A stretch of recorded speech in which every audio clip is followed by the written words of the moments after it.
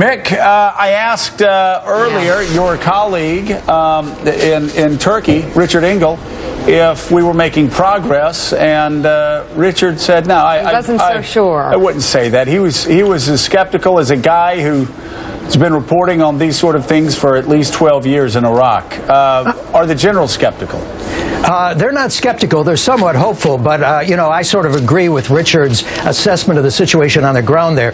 You know, it's take a little ground here, give a little ground there. It's pretty much at a stalemate. Now, this constant, relentless bombing and airstrikes have taken a toll on ISIS in general, but not enough to dislodge them from key areas like that second largest city of Iraq, Mosul, where last week, inexplicably and surprisingly, a U.S. military official down at CENTCOM revealed at least part of the game plan to attack Mosul with Iraqi forces in as little as 4 to 6 weeks, Joe.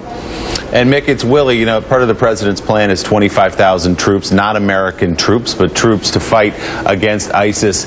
Is this realistic? I mean, we're being sold a plan that doesn't involve American ground forces, but how can we really defeat ISIS without sending in troops? And if so, are the American people going to go along with something like that? Well, you know, even the generals and military leaders are somewhat skeptical because those 25,000 troops you're talking about are primarily Iraqi. Right. And those will be the ones that lead this offensive to try to retake Mosul from ISIS control. But the folks we're talking to here at the Pentagon say that the primary force will be the toughest, the most experienced Iraqi forces that have pretty much been used to guard Baghdad.